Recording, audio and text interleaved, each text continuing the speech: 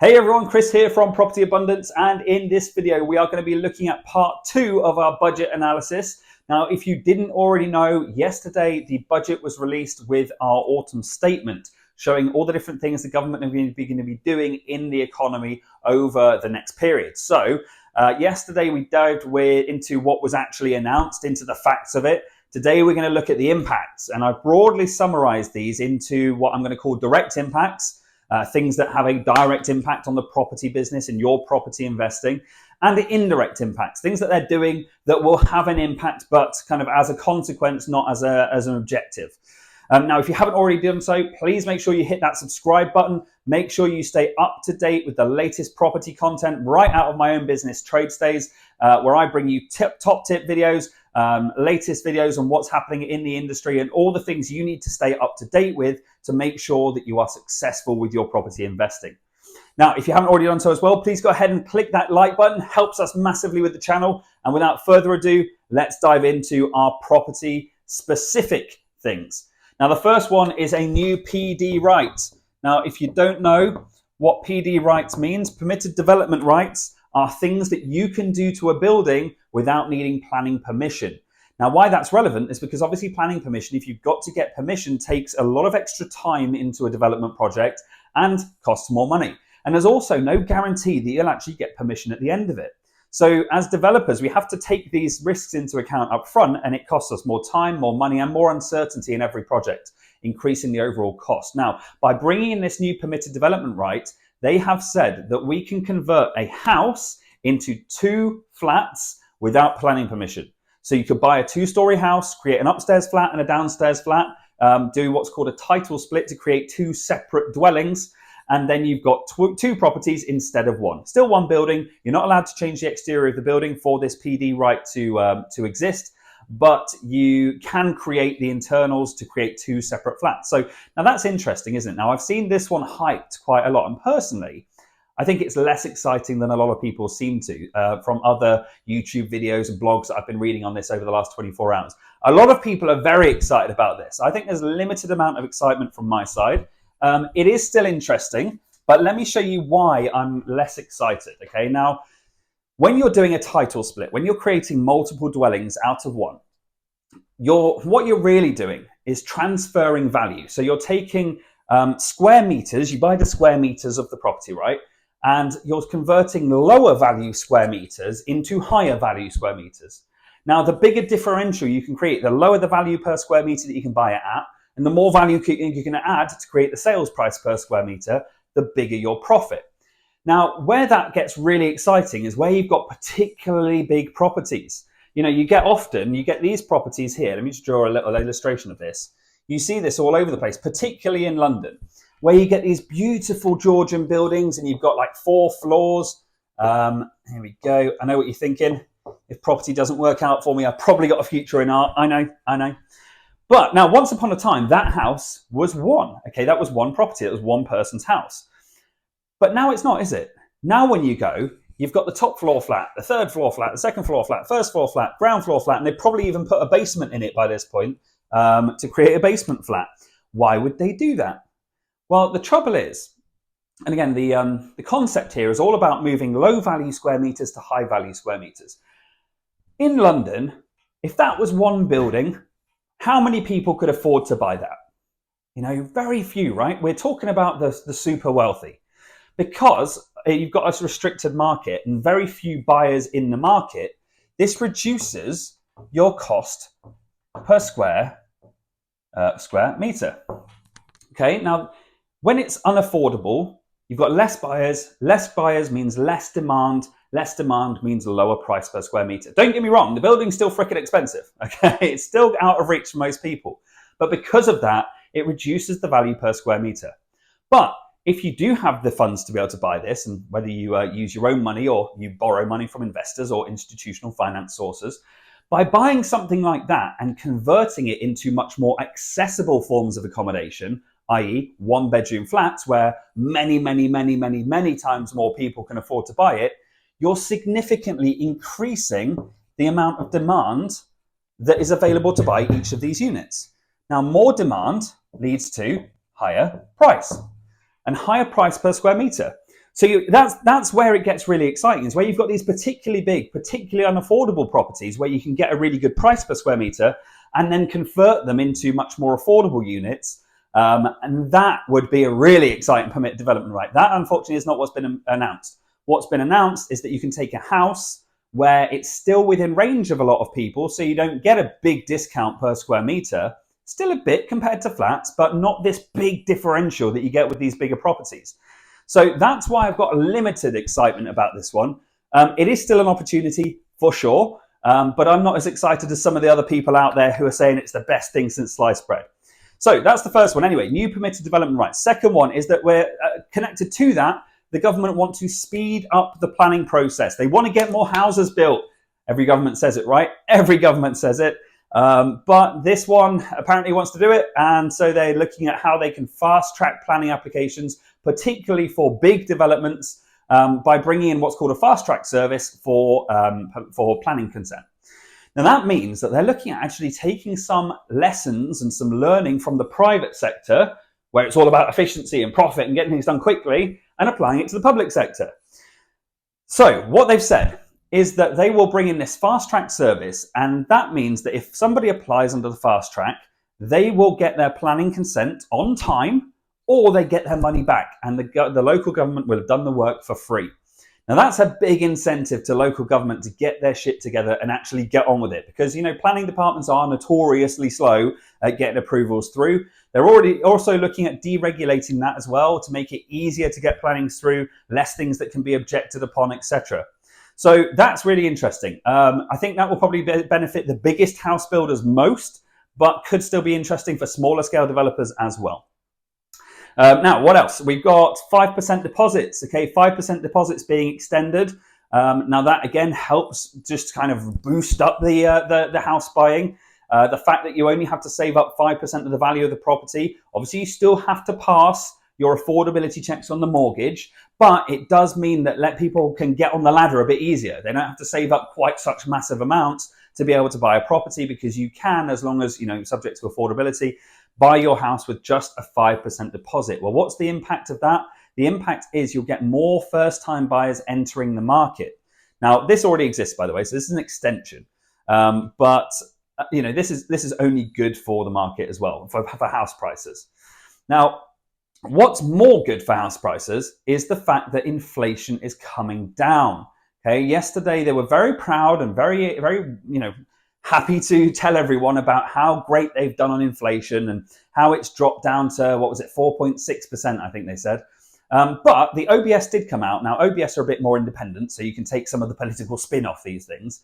The OBS did come out and say, well, actually, yeah, they have done a good job. What we're predicting is that by the end of next year, by the end of 2024, inflation will have continued to drop down to 2.4%. Now, that's really interesting for property and property investors, because inflation and interest rates are directly linked. Okay, if inflation's high, the Bank of England put interest rates up to slow the amount of spending in an economy, to slow the amount of borrowing because it's more expensive, and to slow the investment. That generally kind of reins back in inflation. Now, if inflation continues to fall, I think that will have a big knock-on impact on the Bank of England's decision-making going forwards. The next time they're in session, we may even see an interest rate drop. Who knows? Let's stay tuned. Let's see what happens. Now, if we do start to see the interest rates coming back down, obviously anybody who's got a remortgage coming up, and there are still a lot of people who are on historically low interest rates, that's only going to be good news for them. For first-time buyers, it's going to be good news for them as well, because it makes mortgages more affordable. And if we do see this interest rate reduction come down, I think this will be very good for house prices, and all the people that have been staying out of the market during this bit of turbulence, you'll see them jumping in. Now, we've seen in my business, we do a lot of rent to rent, we do a lot of BRR. Now, we've noticed that there's been a huge buying opportunity very recently, but rent to rents have been a little harder to find, because the rental market's been so hot that actually getting something at a good price, getting something that's not completely wild pricing, has been quite difficult. Now, that's because everybody's working in the rental sector right now. Everyone who would be buying is currently renting because they can't afford to either service the mortgage or save up the deposit. Well, now we've got, if interest rates go down, that problem's solved. So straight away, we could have a situation there where people suddenly jump back into the market and we see house prices jump back up. But on the flip side, we might see a sudden quietening in the rental market. If everyone jumps from rental to purchase, all of a sudden you could have a slush of properties available on the market that would be great rent-to-rent opportunities. We could have landlords with actual problems again, not being able to find tenants instead of the market right now where everything's pretty hot right now. It's quite hard to find the best rent-to-rent deals that we were a year ago. But this is why it's so important when you're property investing to have multiple tools on your tool belt, not just be reliant on one thing, not just know rent-to-rent, not just know lease options. So if you want to learn multiple different ways that you can invest in property, from rent-to-rent, lease options, exchange with delayed completion, management deals, joint ventures, buy, refurb, refinance, go and click the link down in the description down below where you can have a chat with one of my team, completely complimentary. Okay, nothing that you have to pay to be on there. It's completely free. And they will help you get clear with your next steps with your property business and how you can learn this stuff if that's something you want. But right now, let's dive back into this next one. So the next one is DSS rent. Now, DSS rent is coming up to the 30th percentile. Now, that means that basically the rate's going up. The local council will subsidize more of the rent or a higher proportion of rent for people up to the 30th percentile of local rent. So again, the way I want you to imagine this is if we were to, let's just quickly clear this. If we were to say, for example, this is the spectrum of rents available in the market, and down here you've got your £500 a month houses, and up here you've got your £2,000 a month houses. Well, they'll fund up to the 30% of that range. Okay, does that make sense? So that's good news. Okay, that's great news for DSS. Now, if you're investing in an area where the model is primarily DSS, if you have high unemployment rates in your area, and if you want to invest in property in that area, you're probably looking at benefits tenants. This is great news for you because up until now, I actually read a report this morning by the IFS, the Institute for Fiscal Studies, and they said, and this shocked me actually, that at the start of 2020, DSS tenants could afford about 20% of the properties that were on the market. They had access with their funding to about 20% of the properties that were available. But by just 2023, just 3 years later, that number had fallen to just 5%. So the funding that they could receive could only cover up to 5% of the properties that are available on the market, very much pushing them to the absolute bottom of the market. Now, look, I'm not going to get into the politics of that. That's just the facts. But what this does do is fix that temporarily, okay? Because again, what the government have said is that they're going to raise it to the 30th percentile, but then it's being fixed at that rate as well. So again, as rents continue to rise, that will start to shrink back down again, and it'll be up to a future budget to fix that as well. Okay, so those are our direct ones. Now let's flip this over. Let's look at some indirect ones, and we'll fly through these because they are less kind of connected. But firstly, we've got a reduction of national insurance, an increase in the living wage. Both great news for property investors as well, because this puts money into the pockets of your tenants. Tenants with money in their pockets can afford their rents. Okay, so you're going to have a less issue with affordability within your tenants if they're paying less taxes and earning more in the first place. Now, this is particularly relevant for HMO tenants because the living wage is obviously the bottom end of the earning spectrum. And therefore is likely to be most relevant for HMO tenants where we're at the bottom end of the affordability spectrum for property. So more money in your HMO tenants' pockets means more affordability to live in your HMO. Good news for HMO landlords. Next one is business rates. 75% discount on business rates for a further year. So if you've got serviced apartments, if you've got specifically holiday cottages, then this could be really interesting for you because, again, this is an extension of the business rates reduction. Meaning you could save money on your business rates. If you've got serviced apartments, but you're still on council tax, unfortunately you don't benefit. Investment zones, really, really big one, again, for the serviced apartment market. Now, several different investment zones have been announced.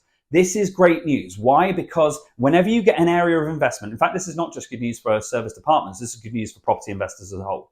Because wherever you get these investment zones, you get a lot of new factories built, new warehousing built, new infrastructure to support all the business that's come into the area. You get tax breaks in these areas, so it attracts businesses in. Businesses come into the area, brings jobs to the area. Jobs in the area creates wealth in the area. Wealth in the area raises property prices in the area. So if you own property in one of these areas, or if you know where these areas are going to be, then you could buy property tactically, assuming that this will bring wealth to an area. pretty good logic, right? Now, the benefit goes beyond that, because all these people come into an area and the focus really for them was on advanced manufacturing, green energy creation, there was something else, but I've forgotten. Manufacturing and energy creation were the two big ones that stood out to me, because this brings a lot of high-tech personnel to an area. Okay, lots of engineers, lots of people that actually have some really big skills. Now, again, if they're going to live in the area, creates wealth in the area, and that's good for the local economy. But as top of this, you get a lot of visitors to the area to build the sites, to build the infrastructure, to actually visit these sites as suppliers and customers and consultants, all visiting the sites. This is great for serviced accommodation demand. So again, what you might do is start to take some of this information I'm giving you and piece it together. Maybe you buy a house in the local area. You know you're going to benefit from capital rising in that area because the values will likely go up as a result of this investment. Then maybe you take that house and split it into your 2 apartments using your permitted development rights. Then you've got 2 flats. Well, then maybe those flats could be good serviced apartments to service people visiting these areas. You see how you can start to piece this together? You can start to build a business out of this. And then finally, the OBR. I know we spoke about the OBR already. So look, hopefully that was super, super helpful. Let me know below, what have I missed? What did you think of the budget? What would you have done differently? What would you have liked to have seen that wasn't in there? Give me your comments down below. I really look forward to reading them. And look, if you've enjoyed this video, please do me a massive favor and click that like button. Okay, I'm really trying to grow this YouTube channel. I'm trying to get as much in-depth property content as I can out to people who are interested in investing in property, taking all the lessons I learn from my multi-million-pound property business in the UK, and just taking all the stuff that's working right now, all the stuff that we learn, and giving it to you guys straight up as lessons. So if that's the kind of thing you want, go ahead and click the subscribe button, click the like button, do me a massive favor, and I'll see you on the next video. Take care. Bye-bye.